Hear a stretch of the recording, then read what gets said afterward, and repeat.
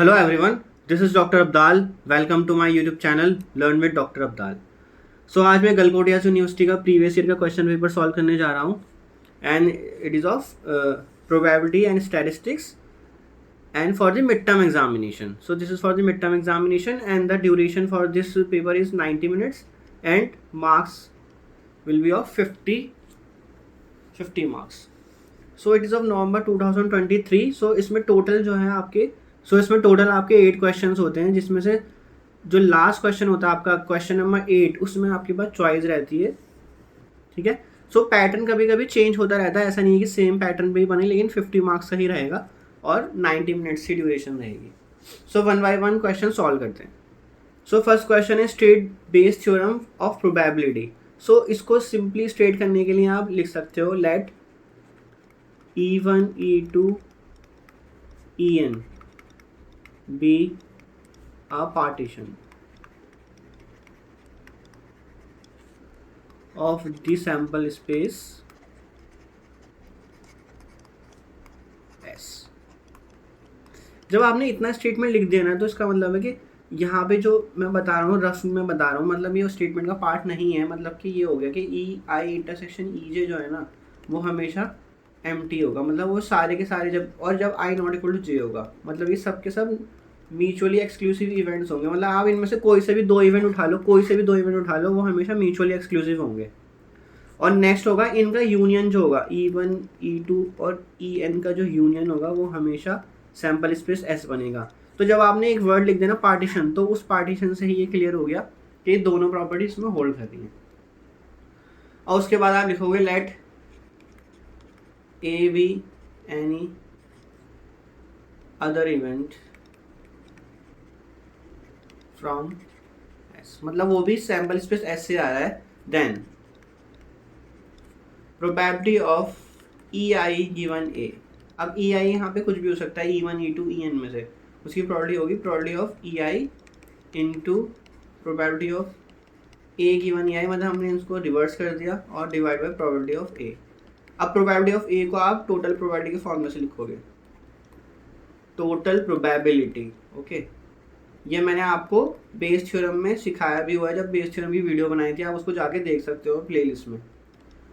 So total probability of A जब हम लिखते हैं, तो ये जो ऊपर हमने लिखा है ना न्यूमरेटर में, हम इसी पैटर्न पे सारे EIs के लिए लिखते हैं इसको. मतलब कि कैसे लिखेंगे, probability of E1 into probability of A given E1, then plus probability of E2 into probability of A given E2, and ये चलता रहेगा probability of En into probability of A given En. तो बस इतना ही है इसमें. तो इसमें मेन क्या है, ये लाइन लिखनी है आपने, सेकेंड लाइन, ये फॉर्मूला और ये फॉर्मूला. तो इसमें जब भी आपको स्टेट करने के लिए आएगा, तो आपको उसको इस तरह से स्टेट करना होगा with formula. So next question देखते हैं. If ABC are mutually exclusive events associated with a random experiment, probability of B is equal to this and probability of C is equal to this, find probability of A. तो इसमें ना question में कुछ part missing है. उसमें ये है कि ABC जो है ना, वो यहाँ पे पार्टीशन ही बना रहे हैं, partition of sample space S. तो पार्टीशन का मतलब है कि जो A union B union C होगा वो S के इक्वल होगा, और इनमें से कोई से भी इवेंट उठा लो, उनका इंटरसेक्शन हमेशा एम्प्टी होगा.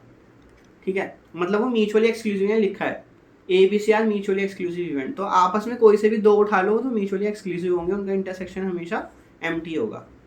अब हमें इसमें यूज़ करने जाना है ये प्रोबेबिलिटी. जब भी कोई म्यूचुअली एक्सक्लूसिव इवेंट होते हैं ना आपस में, मतलब कोई से भी ABC में कोई से भी दो उठा लो, ये दो उठा लो, ये दो उठा लो, या फिर ये दो उठा लो, A और C उठा लो, तो हमेशा उनका इंटरसेक्शन एम्प्टी होगा. तो उसकी यूनियन की उसकी प्रोबेबिलिटी का सम क्या होगा, इसका सम हमेशा 1 के इक्वल होगा.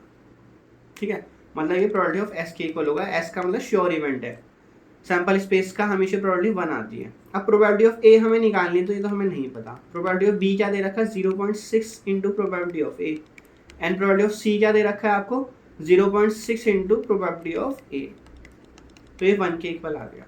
अब यहाँ से कॉमन ले लो आप, प्रोबेबिलिटी ऑफ A को कॉमन ले लो. अब बस सॉल्व ही करना है आपने. 0.6 और 0.6 कितना हो गया, 1.2 1. So probability of A is equal to 1/2.2 से डिवाइड कर दो. तो बस जो आपका आंसर आएगा फाइनल आंसर आपका जो आएगा ना वो आएगा 0.45। तो ये आपकी प्रोबेबिलिटी ऑफ ए आपसे पूछा गया है, यही इसका आंसर है। सो नेक्स्ट क्वेश्चन देखते हैं, from the following data compute standard deviation. तो स्टैंडर्ड डेविएशन कैलकुलेट करते हैं। स्टैंडर्ड डेविएशन के ना फॉर्मूले होते हैं इसमें, एक तो डायरेक्ट फॉर्मूला होता है, एक शॉर्टकट फॉर्मूला होता है। तो डायरेक्ट से मोस्टली हम अवॉइड करते हैं। डायरेक्ट फॉर्मूला होता है summation F X I minus X bar का whole square divide by summation F, इस तरह से होता है। अब इसमें क्या होता है ना, हम इसको अवॉइड इसलिए करते हैं जब आपका एक्स बार यहाँ क्या होता है, मीन होता है। अगर मीन आपका जो है ना और स्टैंडर्ड डेविएशन पूछा है तो आप इसका स्क्वायर रूट भी करोगे, ठीक है ना। तो क्या होता है ना, जब आपका एक्स बार जो मीन है अगर वो पॉइंट में आ जाता है ना, तो आप जब इसमें से एक्स आई में से एक्स बार को माइनस करते हो तो वहाँ प्रॉब्लम होती है। फिर उसको जब स्क्वायर करोगे तो वहाँ थोड़ी बहुत टीडियस टास्क हो जाता है, तो वो हम अवॉइड करते हैं। हम शॉर्टकट फॉर्मूला यूज़ करेंगे इसके लिए। तो आपके पास इंटरवल दे रखा है, इंटरवल लिख लेते हैं सबसे पहले, ठीक है।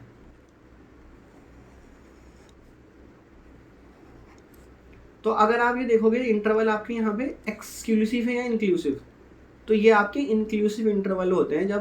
जब आपकी एंड इंटरवल, एंड जो होता है वो उसके जो उसकी लोअर लिमिट होती है और अपर लिमिट होती है। जैसे कि फर्स्ट इंटरवल को देखो, उसकी अपर लिमिट 62 है और सेकंड इंटरवल देखो उसकी लोअर लिमिट 63 है। वो मैच नहीं कर रही, वो सेम नहीं है। अगर सेम नहीं है तो ये इंक्लूसिव का केस है। तो इंक्लूसिव के केस में हमेशा हम इसको एक्सक्लूसिव में कन्वर्ट करते हैं, उसके बाद ही हम क्वेश्चन को सॉल्व करते हैं, ठीक है। तो एक्सक्लूसिव में करने के लिए क्या होता है, 63 माइनस 62 डिवाइड बाई 2, तो 1/2 यानी कि 0.5। तो 0.5 को आपने यहाँ माइनस करना है लोअर लिमिट्स में से और अपर लिमिट में ऐड करना है। अब ये 63 मैंने क्यों लिया, बस आपको नेक्स्ट जो भी नेक्स्ट है ना, जो भी मतलब एक इंटरवल ले लो आप, फर्स्ट इंटरवल को छोड़ के एक इंटरवल उठा लो, सेकंड उठा लो, थर्ड उठा लो, फोर्थ उठा लो। मैंने थर्ड उठाया, थर्ड की लोअर लिमिट क्या है 66, तो उसकी लोअर लिमिट लिखी, माइनस उससे पहले वाली जो इंटरवल है उसकी जो अपर लिमिट है 65, वो मैंने उसमें से माइनस करी है। इस तरह से करते हैं इसको। तो 66 माइनस 65 डिवाइड बाई 2, तो ये हमेशा यही आएगा, 0.5 ही आएगा हमेशा, ठीक है। तो आपने क्या करना है, 0.5 को अब लोअर लिमिट में से माइनस कर देना है। तो मेन इंटरवल आपके यहाँ बनेंगे जो आपके एक्सक्लूसिव इंटरवल्स होंगे, ठीक है। तो बनेंगे 59.5, 62.5, then 65.5, 68.5 एंड 71.5। अब आपने क्या करना है, अपर लिमिट्स जो है इसकी अपर लिमिट में 0.5 को ऐड कर देना है। तो 62.5, 65.5 and 68.5 and 74.5। So I hope यह तो आपको क्लियर हो गया होगा। तो हम धीरे धीरे आगे बढ़ते हैं। अब सबसे पहले हम फ्रीक्वेंसी लिख लेते हैं जो आपको क्वेश्चन में गिवन है। ऊपर क्वेश्चन में क्या क्या है, फ्रीक्वेंसी 5। फ्रीक्वेंसी चेंज नहीं होगी जब आप इंटरवल्स को चेंज कर रहे होते हो, 42, 27 एंड 8, ठीक। अब इसमें नेक्स्ट स्टेप क्या करोगे, आपको एक्सआई की ज़रूरत होगी। एक्सआई क्या होता है, इन दोनों को आप सम करोगे, इसका और इसका सम करोगे और 2 से डिवाइड कर दोगे। मतलब हम इनका मिड पॉइंट लेने वाले हैं, इनका एवरेज लेने वाले हैं। तो एवरेज क्या आएगा यहाँ पे, 59.5 प्लस 62.5 डिवाइड बाई 2। ये मैं आपको साइड में करके दिखा रहा हूँ इसलिए। तो इसका एवरेज आप लोगे तो वो आएगा 61। देन इनमें गैप कितने का है, इनमें गैप 3 का है। तो मतलब जो उसकी लेंथ है, इंटरवल की लेंथ 3 है, तो आप 3 से अब ऐड करते चले जाओ बस। इसमें आपको ज़्यादा दिमाग नहीं लगाना है, जो क्योंकि सबका इंटरवल का गैप सेम है, तो वो 3 से इंक्रीज होता चला जाएगा। तो आपके मिड पॉइंट्स आ गए यहाँ पे। अब नेक्स्ट आप क्या निकालोगे, D is X I minus A क्या है आपका, अज्यूम मीन करोगे आप। तो इसमें से अज्यूम मीन मेथड हम लगाने वाले हैं। हम मतलब कि अगर आपसे इस क्वेश्चन में मीन भी पूछा जाता है तो आप अज्यूम मीन मेथड से ही निकालते हो। और हमें तो यहाँ पे सिर्फ स्टैंडर्ड डेविएशन ही पूछा गया है, तो हम स्टैंडर्ड डेविएशन के लिए यहाँ पे अज्यूम मीन माइनस कर रहे हैं। तो एक्स आई में से आप 67 माइनस करोगे, मतलब 61 माइनस 67, 64 माइनस 67, इस तरह से आप करते चले जाओगे। तो क्या क्या वैल्यू आएगी, 61 minus 67 minus 6, then 64 minus 67, 67 minus 67 and so on. तो ये आ गया। अब नेक्स्ट इंटरवल, नेक्स्ट जो हमारा कॉलम बनेगा डी डैश का मतलब है डी बाई एच। अब यहाँ पे एच क्या है, एच जो इन इंटरवल की लेंथ है, इस इंटरवल का जो ब्रेथ, मतलब कि इसमें जो आप upper limit minus lower limit करोगे, upper limit minus lower limit करोगे तो वो आ जाएगी इसकी इंटरवल की लेंथ, तो वो आएगी 3। तो आप क्या कर रहे हो, इन सारे को एक कॉमन नंबर से डिवाइड कर रहे हो। मोस्ट ऑफ द केसेस में आप किससे डिवाइड करोगे, जो इंटरवल की विड्थ होगी उसी से डिवाइड करोगे। तो ये क्या आ जाएगा, 3 से डिवाइड करने पे, 3 से डिवाइड करा तो -2, हम इसको डिवाइड कर रहे हैं 3 से डिवाइड करा -1 0 1 एंड 2, ठीक है, डी डैश आ गया। अब हमें निकालना है एफ, इसमें एक वैसे हमें डी डैश स्क्वायर भी निकालना होता है तो हम वो यहीं निकाल लेते हैं, डी डैश स्क्वायर। अब कैलकुलेशन देखो ना कितनी आसान हो गई है, इसलिए हम ये मेथड अप्लाई करते हैं। इससे जो है ना आखिरी में वैल्यूज इतनी स्मॉल हो जाती है कि आप उसे विदाउट कैलकुलेटर भी कर सकते हो। अब हमें एक कॉलम चाहिए होगा एफ डी डैश का, तो एफ आपके पास यहाँ पर है और डी डैश आपके पास यहाँ पर है, तो इन दोनों को आपने मल्टीप्लाई करना है। तो एफ डी डैश बनेगा आपका -10, ठीक है ना, 5 और इंटू 5 इंटू -2 देन 18 इंटू -1, तो -18 0 27 and 16। Okay, next F D dash square, तो ये हमारा लास्ट कॉलम है। कॉलम ज़्यादा बन रहे हैं लेकिन कैलकुलेशन देखो आप कितनी इजी हो गई है, कैलकुलेशन में कुछ भी नहीं करना है आपने। अब डी डैश स्क्वायर आपके पास ये है और एफ ये है, तो F into D dash square करोगे तो 20 देन 18, ठीक है ना। एफ क्या है आपका 42 और डी डैश स्क्वायर 0, तो 0 then 27 into 1 27 and then last 32। अब हम सम कर लेते हैं, हमें मोस्टली इसमें सम की ज़रूरत होगी समेशन एफ की, तो समेशन एफ आएगा आपका सम करने पे 100, समेशन एफ डी डैश ये आएगा आपका 15 और summation F D dash square ये आ जाएगा आपका 97, ठीक है। तो आपको मैंने यहाँ पे बता दिया था कि मैं ये वाला फॉर्मूला अप्लाई नहीं कर रहा हूँ क्योंकि इस फॉर्मूले में मीन जो है ना वो पॉइंट में आएगा तो प्रॉब्लम हो जाएगी। तो मैंने इसका मीन कैलकुलेट करके देखा था, इसका मीन आ रहा था 67.45। तो जब आप इसको माइनस करते ना एक्स आई माइनस एक्स बार करते तो वहाँ पे आपको प्रॉब्लम हो जाती, इसलिए मैंने इसको अवॉइड कर दिया। अब हम करते हैं मेन फॉर्मूला, हमारे पास सारी वैल्यूज आ चुकी हैं। तो इसमें स्टैंडर्ड डेविएशन का जो फॉर्मूला होता है वो होता है square root summation F D dash square divide by summation F minus summation F D dash divide by summation F का होल स्क्वायर, ये फॉर्मूला होता है। और इनटू एच भी होता है बाहर, तो उसकी विड्थ है इंटरवल्स की। तो वैल्यूज पुट कर देते हैं, एच की वैल्यू आपकी 3 निकल के आई है, एफ डी डैश का स्क्वायर आ रहा है 97 summation F 100 minus F D dash 15 divide by summation F that is 100 square, तो ये आ गया आपका। तो इसको आप सॉल्व कर लेना आप कैलकुलेटर की हेल्प से, तो इसका आंसर आ जाएगा। मैं एक स्टेप और कर देता हूँ, जब आप 15/100 का स्क्वायर करोगे तो आ जाएगा 0.0225, है ना। 15 का स्क्वायर 225 होता है तो इसलिए आ गया वो, तो स्क्वायर रूट दैट इज 0.9475 बनेगा। अब इसका स्क्वायर रूट ले लेना आप कैलकुलेटर की हेल्प से, तो 0.9733 बनेगा ये, तो फाइनल आंसर आ जाएगा 0.9। तो ये आ गया आपका स्टैंडर्ड डेविएशन। तो यही आपसे क्वेश्चन में पूछा गया था, ठीक है। तो मैं आपको यही एडवाइस करूँगा कि आप एग्ज़ाम में भी इसी मेथड से ही करना, क्योंकि इसमें जो है ना कॉलम एक आध एक्स्ट्रा बन रहा है लेकिन कैलकुलेशन आप देखोगे, अगर आप यहाँ से कैलकुलेशन देखना स्टार्ट करो तो ये कैलकुलेशन बहुत ईजी है। इसमें इवन आपको कैलकुलेटर की भी रिक्वायरमेंट नहीं पड़ेगी, आप बहुत ईजिली कर लोगे इसको, तो इसलिए मैंने इसको शॉर्टकट से ही बताया आपको। सो नेक्स्ट क्वेश्चन देखते हैं, compute Spearman's rank correlation coefficient from the following data. तो इसमें पर्सन दे रखे हैं ABCDEFGHIJ और रैंक और स्टेट दे रखे हैं, rank in statistics and rank in economics. तो बच्चों की कुछ मतलब कि इसमें क्या करते थे हम, इसमें दो बच्चों की अगर परफॉर्मेंस को मैच करना चाहते हैं, हम देखना चाहते हैं अगर कोई स्टूडेंट स्टैटिस्टिक्स में कैसा परफॉर्म कर रहा है तो क्या वो इकोनॉमिक्स में भी वैसे ही सेम परफॉर्म कर रहा है, मतलब अगर वो अच्छा परफॉर्म स्टैटिस्टिक्स में कर रहा है क्या वो इकोनॉमिक्स में भी अच्छा परफॉर्म करेगा। तो इसमें हम रैंक निकाल के जो है इसमें हम रिलेशन फाइंड करते हैं कि उसमें कितनी सिमिलैरिटीज़ है, तो कितना एग्रीमेंट है उनकी। कभी कभी इसमें जजेस का भी रोल आ जाता है कि हम कंटेस्टेंट की जजेस की हेल्प से रैंकिंग करवा रहे हैं, तो उन जजेस की जो थॉट्स हैं उनको लेके, जो इस कंटेस्टेंट्स को लेके रैंकिंग में जो थॉट्स हैं क्या वो मैच करती हैं, वो एग्री करते हैं। तो इसमें हम यही देखते हैं, एग्रीमेंट, डिसएग्रीमेंट, सिमिलैरिटी, डिसिमिलैरिटी। तो इसमें करते हैं सॉल्व, इसको रैंक निकालते हैं इसकी। इतना वैसे मुझे बताने की ज़रूरत है भी नहीं, आप मेरी वीडियो जाके देख सकते हो। तो स्टैटिस्टिक्स में इसमें ना रैंक ऑलरेडी आपको गिवन है, इसमें ये फ़ायदा है आपको ना ज़्यादा कुछ करने की ज़रूरत नहीं है। जहाँ पर रैंक खुद देनी होती है ना वहाँ थोड़ा डिफ़िकल्टी हो जाता है, वो आप मेरी वीडियो में जाके ज़रूर देख लेना। 5 7 2 4 8 1 3। तो इसमें रैंक रिपीटेड भी नहीं है, ये भी फ़ायदा है। तो इसमें तो बहुत इजीली हो जाएगा क्वेश्चन, तो फ्री के मार्क्स हैं ये मतलब। Next 1 2 3 4 5 6 7 8,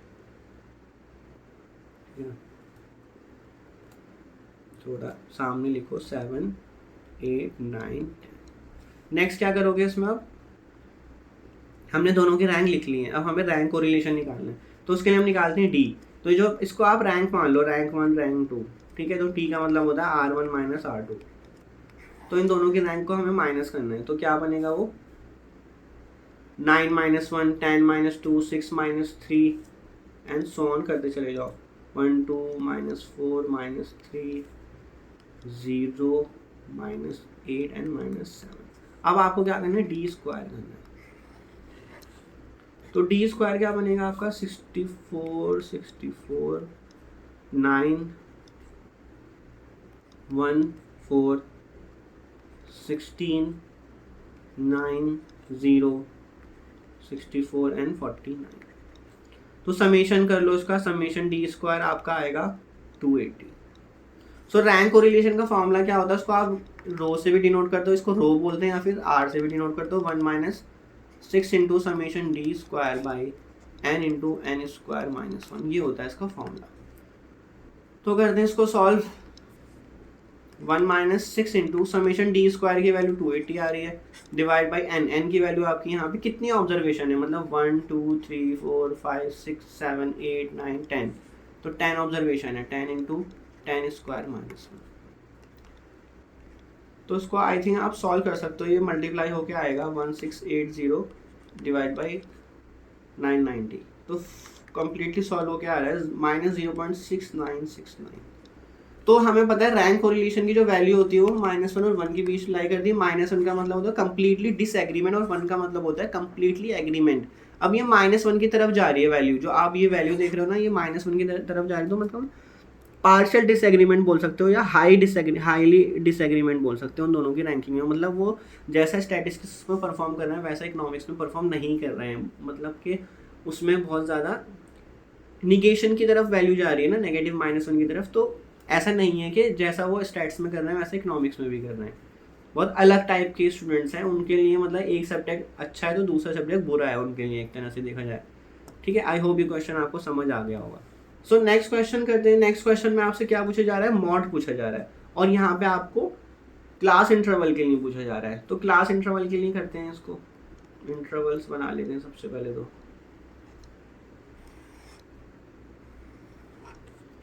so 0 to 6, 6 to 12, 12 to 18, 18 to 24, 24 to 30 and 30 to 36, 36 to 40। तो ये सारे के सारे एक्सक्लूसिव इंटरवल्स हैं, क्योंकि इसमें हमने देखा कि ये जो है अपर लिमिट और लोअर लिमिट सेम आ रही है, 12 12 18 18। तो इसमें हमें कन्वर्ट करने की ज़रूरत नहीं है। सो नेक्स्ट हमें क्या लिखना है, फ्रीक्वेंसी। फ्रीक्वेंसी आपकी 6 11 25 35 18 12 एंड 6। तो ये आपकी फ्रीक्वेंसी आ गई। अब इसमें आगे करने के लिए हम क्या करते थे, जो इसमें सबसे ज़्यादा फ्रीक्वेंसी है वो आपकी मॉडल क्लास बन जाती है। तो सबसे ज़्यादा फ्रीक्वेंसी कहाँ पर है, सबसे ज़्यादा फ्रीक्वेंसी है 35। तो ये आपकी मॉडल क्लास बन गई। क्या बोलते थे इसको, मॉडल क्लास। तो मैंने सारी वीडियोस बनाई हुई हैं, आप जाके देख सकते हो प्लेलिस्ट में। मॉड की भी वीडियो बनाई हुई है, स्टैंडर्ड डेविएशन की भी बनाई हुई है, रैंक कोरिलेशन की भी। तो इसको हम डिनोट करते हैं F1 से, इसके ऊपर वाली फ्रीक्वेंसी को F0 से, उसके बाद वाली को F2 से। ये मैंने अच्छे से क्लास में बताया भी हुआ है अपने स्टूडेंट्स को। और जो मेरे स्टूडेंट नहीं है, जो मेरी वीडियो देखते हैं, तो वो इसको इसी तरह लिख लोगे तो आपको ज़्यादा बेनिफिट रहेगा। अब नेक्स्ट फॉर्मूला क्या रहता है आपका, मॉड निकालने का फॉर्मूला। तो क्या होता है वो, L plus F1 minus F not divide by 2F1 minus F not minus F2। Okay, और ये इनटू होता है H से। H क्या होती है आपकी, विड्थ होती है, जो इंटरवल्स की विड्थ है। तो इंटरवल की विड्थ क्या है यहाँ पे, वो है 6। ठीक, अब बस वैल्यूज पुट करनी है आपको। तो लोअर, ये L का मतलब है यहाँ पे लोअर लिमिट है आपकी 18 प्लस F1 वैल्यू क्या है 35, F नॉट की value 25 divide by 2 into F1 35 minus F not 25 and minus F2 18। ये हो गया आपका पूरा इंटू H की वैल्यू आपकी 6। क्लास विड्थ मतलब 6 माइनस 0 12 माइनस 6 18 माइनस 12, हमेशा क्लास विड्थ सारे इंटरवल्स की सेम आती है। तो ये बन गया आपका 18 plus 10 by 70 minus 43 into 6। I think इसको मुझे कराने की ज़रूरत नहीं है, अब इतना तो खुद कर लोगे। 27, ठीक है। सो ये बन जाएगा आपका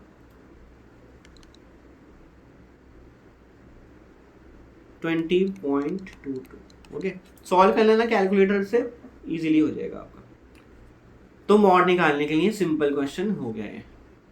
सो नेक्स्ट क्वेश्चन है हमारा, from the following data calculate Karl Pearson's coefficient of correlation. तो एक होता है आपका स्पीयरमैन्स रैंक कोरिलेशन, जो हमने अभी प्रीवियस क्वेश्चंस में करा, और अब हम कर रहे हैं कार्ल पियर्सन्स।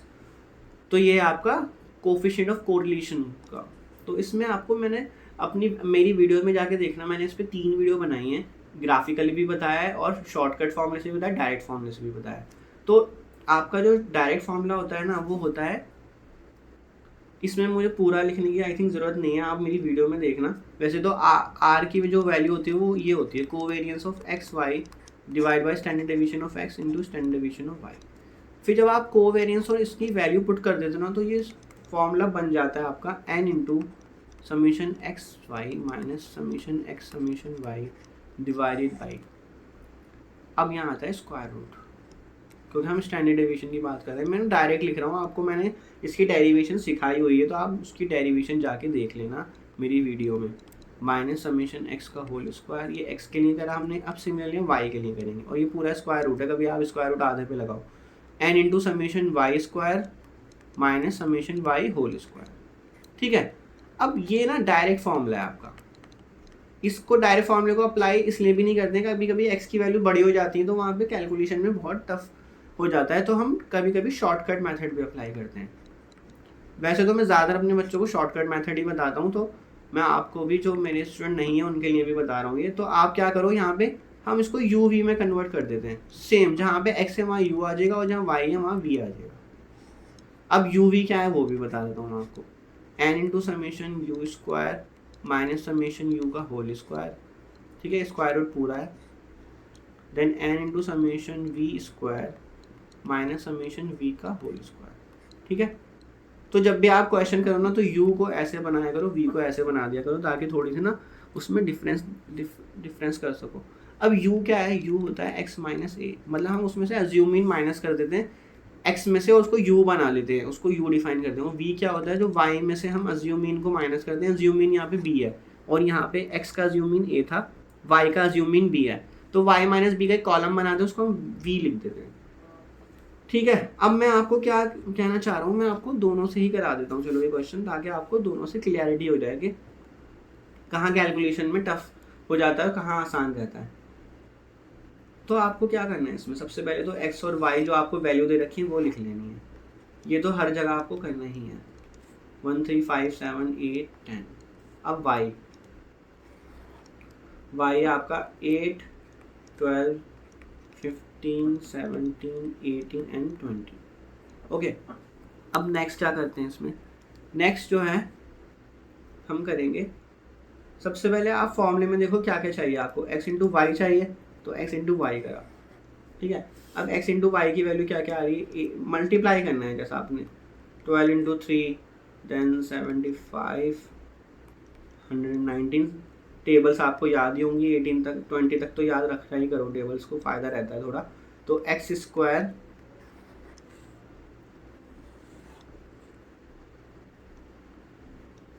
एक्स स्क्वायर क्या हो जाएगा आपका 1925 49 64 एंड 100 एंड वाई स्क्वायर क्या हो जाएगा 64 144 225 289 एंड 324 एंड 400। अब इनके हमें सम चाहिए सबके, तो इनके सम लिख लेते हैं हम, ठीक है। Summation of all, summation x आएगा आपका 34, समेशन वाई आएगा आपका 90 582 248 एंड 1466। ठीक है। अब आपने इस फॉर्मूले में कौन सा वाला फॉर्मूला अप्लाई कर रहा हूँ मैं, डायरेक्ट फॉर्मूला अप्लाई कर रहा हूँ, क्योंकि मैंने एक्स और वाई में ही रखा है अभी सब चीज़ों को। अब आप कह रहे हो इसमें इतना भी टफ नहीं है, अगर वैल्यूज़ बड़ी हो जाती हैं तो कैलकुलेशन में आपको बार बार कैलकुलेटर यूज़ करना पड़ता है, और वहाँ पे आप की ना स्पीड स्लो हो जाती है कैलकुलेटर जब आप यूज़ कर रहे हो। तो अगर आप कोई चीज़ ऐसे ओरली कर रहे हो तो वहाँ पे नहीं होती दिक्कत ज़्यादा। तो मैं फॉर्मूले में वैल्यू पुट करने जा रहा हूँ, r is equal to n into summation x y. मैं ये वाला फॉर्मूला देखते चले जाओ और मैं इसमें पुट कर रहा हूँ।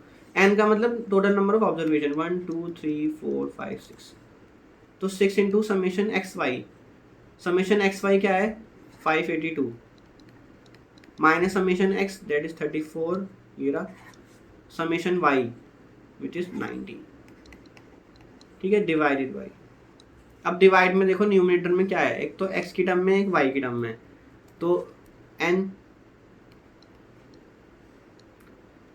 की वैल्यू थी आपकी 6, समेशन x स्क्वायर क्या आ रहा है 248 माइनस समेशन x का होल स्क्वायर, तो समेशन x 34 आया था, तो 34 का होल स्क्वायर करना है इनटू फिर एक और आपका स्क्वायर रूट आएगा n into summation y square. Summation y square आ रहा है आपका 1466 माइनस समीशन वाई का होल स्क्वायर। समीशन वाई का होल स्क्वायर जब आप करोगे तो वो है 90 का होल स्क्वायर,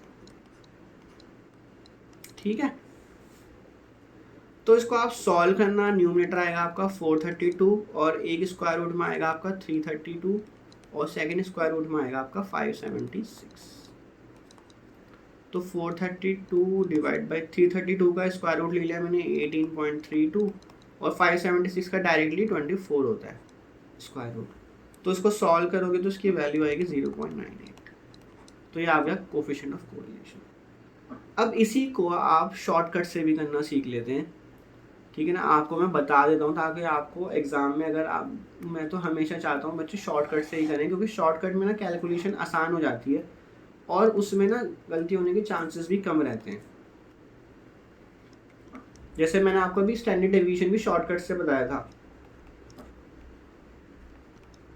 तो 17 18 एंड 20 ये तो आपने टेबल बनानी ही बनानी है। अब हम क्या करेंगे, इसमें एक अज्यूम कर लेंगे मीन को। x के लिए मैंने अज्यूम कर लिया 5 और इसके लिए कर लिया, तो मतलब a की वैल्यू में 5 ले रहा हूँ और b की वैल्यू में 15 ले रहा हूँ। अब मैं u डिफाइन कर रहा हूँ x माइनस a, ठीक है। मतलब x में से a माइनस करना है, तो 1 माइनस 5 करा -4 आ गया, तो 3 माइनस 5 करा 3 माइनस 5 करा तो -2 5 माइनस 5 7 माइनस 5 8 माइनस 5 और 10 माइनस 5, ठीक है। अब आप कहोगे कि मैंने 5 ही क्यों लिया, देखो मैंने ऐसी वैल्यू ली है जो सारे नंबर्स के करीब है।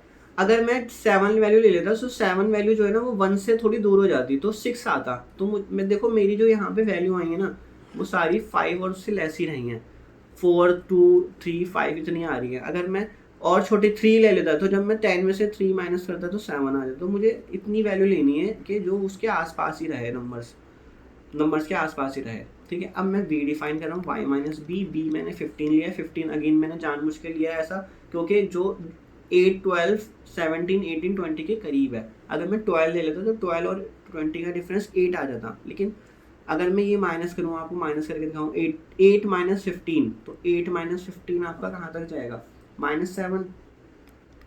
अब इससे बड़ी वैल्यू नहीं आएगी कोई भी। 12 माइनस 15 -3, 15 माइनस 15 2, 18 माइनस 15 3 25, तो इसमें भी 7 तक ही जा रही है, ज़्यादा बड़ी वैल्यू नहीं जा रही है। आप चाहो तो हमेशा 20 की वैल्यू लो। अब 20 में यहाँ पे 7 और 17 भी हो सकता था, लेकिन मैंने जानबूझ के ही लिया है वो भी 5 और 15, क्योंकि मुझे दिख रहा है कि वो वैल्यू पास में है। अब आपने इसमें जो एक्स्ट्रा करना है ना, जो आप ऊपर कर रहे थे फॉर्मूले में, मैंने आपको यहाँ साइड में दिखाया भी था कि फॉर्मूले में अब जो एक्स और वाई के लिए कर रहे थे ना वो यू और वी के लिए करना है आपने। ठीक है ना, पूरी टेबल आपकी चेंज हो रही है बस u और v के लिए। तो आपने क्या क्या निकालना होगा, u इंटू वी निकालना होगा सबसे पहले तो u इंटू वी आप जो है ना डायरेक्टली मल्टीप्लाई ऐसे ही कर लोगे इसमें, क्योंकि वैल्यू छोटी है। तो क्या क्या होंगी, 0, 4, 9 एंड 25। देन u स्क्वायर, तो u स्क्वायर जब आप करोगे तो वो आ जाएगा 16, 4, 0, 4, 9 एंड 25। देन आप v स्क्वायर करोगे, v स्क्वायर आ जाएगा आपका अगेन 49, 9, 0, 4, 9 एंड 25। ठीक है, अब फॉर्मूले में पुट कर देते हैं। फॉर्मूला आपका आपकी स्क्रीन पे मैंने ऊपर दिया था, फिर भी मैं लिख देता हूँ, summation u summation v divide by square root of n into summation u square minus summation u whole square and n into summation v square minus summation v whole square. ये हमने लिख दिया। तो आपने क्या करना है, n की वैल्यू कितनी थी इसमें 6, समेशन u इंटू v। अब आपको सम करना है, तो समेशन में आपको कौन कौन सी रिक्वायरमेंट होगी, समेशन u 4, ये समेशन v 0 आएगा, समेशन u इंटू v आपका 72 आएगा, ओके, समेशन u स्क्वायर 58 और समेशन v स्क्वायर 96। तो अब वैल्यू पुट कर दें जस्ट, तो समेशन u इंटू वी क्या आ रहा है 72 आ रहा है, ठीक। समेशन u की वैल्यू क्या आ रही है 4 इंटू 0, समेशन v तो 0 है, तो इसमें और फायदा हो गया 0 आने से। तो 6 इंटू समेशन u स्क्वायर आ रहा है आपका 58 माइनस समेशन u का होल स्क्वायर, तो 4 का होल स्क्वायर 16 आएगा, समेशन v स्क्वायर आ रहा है आपका 96 और समेशन v का होल स्क्वायर करने की जरूरत नहीं, 0 का स्क्वायर है वो। तो ये ऊपर आपका न्यूमरेटर बनना है 432 जैसा का ऊपर भी बन रहा था ऐसे ही, और नीचे भी यही बनेगा 18.22 इंटू 20। तो आप वहीं पहुंच गए जहाँ आपने ऊपर करा था, देखो यहाँ पे, यहाँ करा था ना आपने बिल्कुल, तो यही वैल्यू आ रही है आपकी अभी भी, तो आंसर आपका सेम ही आएगा, तो 0.98। तो ये मेथड इसलिए ही करा जाता है क्योंकि जब वैल्यूज़ बड़ी हो जाती है ना तो आपकी कैलकुलेशन आसान हो जाती है। अब आप कहोगे कि सर इसमें तो आसान ही था, क्योंकि इसमें वैल्यूज़ छोटी थी तो आपने कर लिया, लेकिन जब वैल्यू बड़ी होती है ना तो उसमें थोड़ी प्रॉब्लम हो ही जाती है। तो मैं सजेस्ट करूँगा आप शॉर्टकट ही यूज़ करो। अब नेक्स्ट क्वेश्चन जो है आपका, ये अगेन स्टैंडर्ड डेविएशन और मीन का ही है, इसमें बस एक्स्ट्रा मीन पूछा गया है, मीन एंड स्टैंडर्ड डेविएशन, जो हमने अभी पिछले क्वेश्चन भी करा था। फिर भी मैं आपको चलो करके दिखा देता हूँ, शॉर्टकट से ही करेंगे इसको भी। तो आप सबसे पहले तो इंटरवल लिख लो, सो 20 to 30,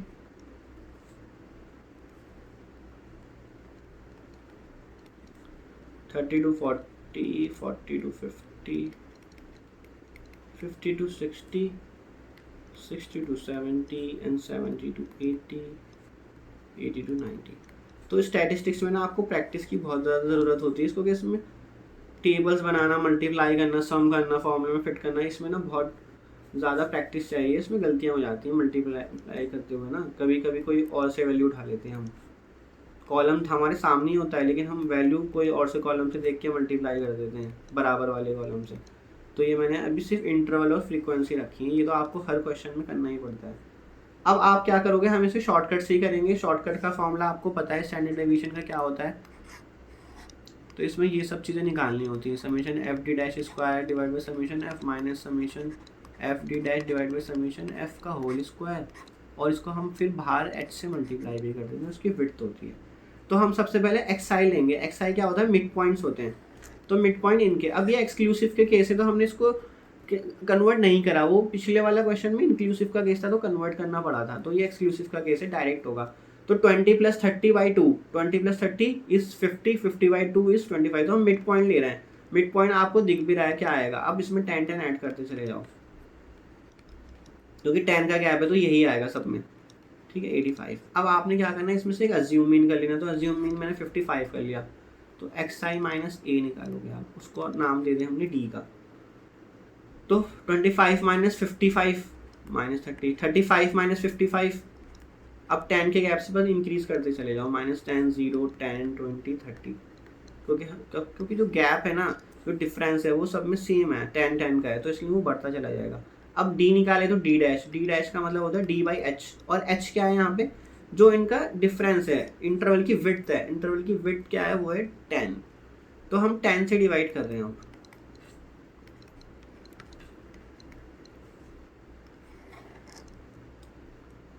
सो डी डैश आ गया, अब डी डैश का स्क्वायर करो, सो 94101449। तो अब यहाँ पे आपने नेक्स्ट क्या क्या करने हैं, एफ डी डैश निकालने हैं। अब ये ना बाई हैंड इजीली कर लोगे, इसमें आपको ज़्यादा कैलकुलेशन की दिक्कत नहीं आएगी। एफ डी डैश स्क्वायर करोगे, ये 2 कॉलम बनोगे, तो एफ डी डैश कर लेते हैं।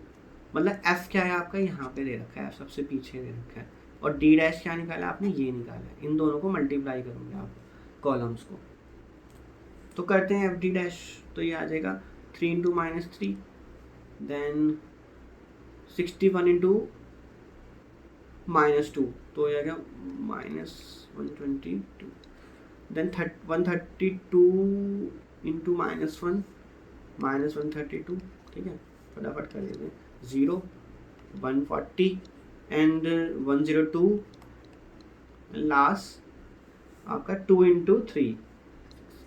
नेक्स्ट एफ का एफ डी डैश निकालना है, तो F D dash dash square, sorry, तो डी डैश स्क्वायर आपका ये वाला कॉलम है और एफ तो आपका यही है कॉलम, तो करते हैं इनको, तो 3 इंटू यहाँ 9, इस तरह से करने हैं मल्टीप्लाई आपने, तो ये आ जाएगा आपका 27,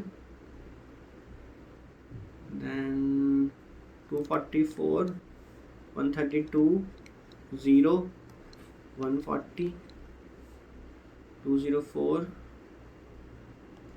एंड 18। अब सम इसमें क्या क्या चाहिए होता है आपको, एक चाहिए होता है समेशन एफ, तो समेशन एफ की वैल्यू आ रही है आपकी, सॉल्व कर लेना इसको, ठीक है, 542 समेशन एफ डी डैश, तो ये सम करके आया है आपका -15, और summation F D dash square, इसका सम आ रहा है आपका 765। अब आपसे इसमें क्या क्या पूछा गया है ये देख लेते हैं। मीन पूछा गया है, तो मीन निकाल लेते हैं सबसे पहले। तो मीन के लिए आपने अज्यूम मीन मेथड अप्लाई करना है। अज्यूम मीन मेथड्स का फॉर्मूला होता है जो आपने अज्यूम करा था, समेशन एफ डी डैश कर लो divide by summation F into H. तो ए क्या था, अज्यूम मीन हमने 55 लिया था, एफ डी डैश क्या आ रहा है, -15 आ रहा है, समेशन एफ कितना आ रहा है, 542 आ रहा है, इंटू एच, एच की वैल्यू क्या है आपकी 10। तो इसको आप सॉल्व करना, सॉल्व करके वैल्यू आएगी 52.23। अब हम निकाले हैं स्टैंडर्ड डेविएशन। तो स्टैंडर्ड डेविएशन का फॉर्मूला पता ही है आपको, ऊपर यहाँ पे मैंने आपको बताया है। तो समेशन एफ डी डैश का स्क्वायर बाई समेशन एफ, फिर से लिख देता हूँ क्योंकि बच्चों के सामने जब चीज़ें रहती हैं ना तब उनको और ज़्यादा क्लियरली समझ आता है। टीचर होने के नाते मैं इतना समझता हूँ, ठीक है। तो समेशन एफ डी डैश का स्क्वायर है यहाँ पे, तो 765 divide by summation F that is 542, minus summation F D dash क्या आएगा, -15 by summation F that is 542 का होल स्क्वायर है यहाँ पे।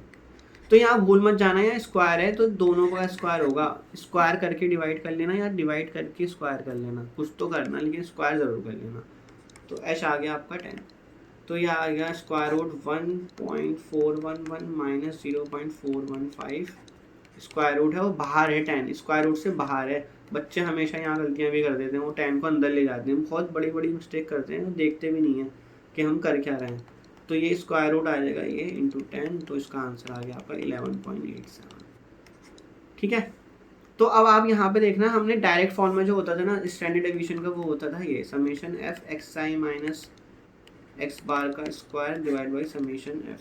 तो हम ये नहीं लगा रहे क्योंकि इसमें एक्स बार जब आप माइनस करोगे, जब आप एक कॉलम बना रहे होगे ना, एक्स आई तो आपके पास आ जाएगा मिड वैल्यू, जब आप एक्स आई माइनस एक्स बार करोगे, अब एक्स बार की वैल्यू आपकी ना ये आ रही है 52.23, जब आप माइनस करोगे ना पॉइंट में तो वहाँ पे प्रॉब्लम हो जाती है। इसलिए हम हमेशा डायरेक्ट मेथड मतलब अवॉइड कर देते हैं, हम नहीं करते उससे हमेशा थोड़ी ना प्रॉब्लम हो जाती है करने में।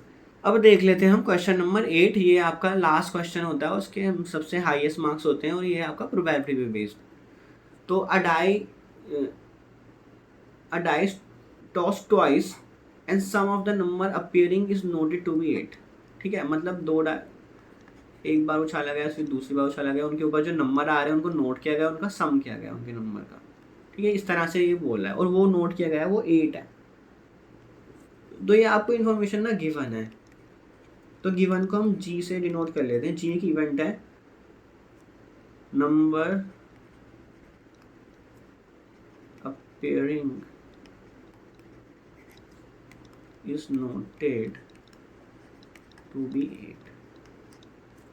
मतलब सम बोल नंबर से अच्छा है सम, दोनों नंबर जो दोनों के ऊपर आ रहे हैं ना, डाई के ऊपर जो नंबर आते हैं 1 to 6 जो दोनों पे आते हैं उनका सम 8 हो रहा है। और नेक्स्ट क्या बोला है, what is the conditional probability, तो कंडीशनल प्रोबेबिलिटी को निकलवाना चाहता है वो, that the number 5 has appeared at least once. तो आप एक और इवेंट डिफाइन करोगे आप ई, जिसकी प्रोबेबिलिटी आपसे पूछी जा रही है। तो बोला 5 हैज अपीयर्ड एटलीस्ट वंस। तो मैं आपको अब इवेंट बना के दिखाता हूँ कि तब आपको और क्लियर हो जाएगा। अब जी में क्या क्या इवेंट आ सकते हैं, सम जो है ना, दोनों डाई के ऊपर जब वैल्यूज आ रही है उनका सम करोगे तो 8 बनेगा। तो 8 कब कब बन सकता है, एक डाई पे 2 आ जाए, दूसरी डाई पे 6 आ जाए, 8 बन जाएगा। अब 2 6 है तो 6 2 भी आएगा। अब नेक्स्ट 3 5 है तो उसका रिवर्स कर दो, उसका भी 5 3 भी माना जाएगा। फिर नेक्स्ट 4 4 कर लो, उसका भी सम 8 आएगा। तो इसके अलावा कोई सी भी आपकी जो है ना ऑब्जर्वेशन नहीं होगी, आउटकम नहीं होगा जिसका डाई का सम जब आप करोगे तो वो 8 बन जाए। ठीक, अब नेक्स्ट ई बना लेते हैं हम। ई आपका इवेंट क्या है, 5 हैज अपीयर्ड एटलीस्ट वंस। अब देखो इसमें क्या ट्रिक है कि 5 ना दोनों डाई पे कम से कम एक बार तो आए। तो स्टार्ट करो 1 से, 1 5 2 5 3 5 है ना। 5 देखो एटलीस्ट एक बार तो आ रहा है ना, एक डाई पे 4 आ रहा है, एक पे 5 आ रहा है, एक डाई पे 5 आ रहा है, दूसरे पे भी 5 आ रहा है, एक डाई पे 6 आ रहा है और दूसरे पे 5। तो हमने फर्स्ट वाले को वेरी करा, सेकंड वाले को फिक्स कर लिया। अब 1 5 है तो ऑब्वियसली 5 1 भी होगा, 2 5 है तो 5 2 भी होगा, क्योंकि एटलीस्ट 5 तो आ ही रहा है ना। एक 5, एक डाई फर्स्ट डाई पे 5 आ गया, सेकंड डाई पे 2 आ गया, तो ये अलग हो गया। 2 5 और 5 2 दोनों अलग हैं, दोनों आउटकम अलग हैं। 5 3 5 4 5 5 लिखने की ज़रूरत नहीं, वो सेम ही रहेगा, तो ये नहीं आएगा इधर। एंड 5 6। ठीक, अब इसके अलावा कोई सा भी आउटकम नहीं होगा जिसमें एटलीस्ट एक 5 आए। ठीक है ना, सारी हमने 5 वाली आउटकम कलेक्ट कर ली हैं। अब आपसे पूछा जा रहा है, प्रोबेबिलिटी ऑफ ई पूछा जा रहा है कि what is the conditional probability that the number 5 has appeared at least once. तो ई को पहले रखोगे और गिवन क्या था कि उनके sum of the number appearing is noted to be 8।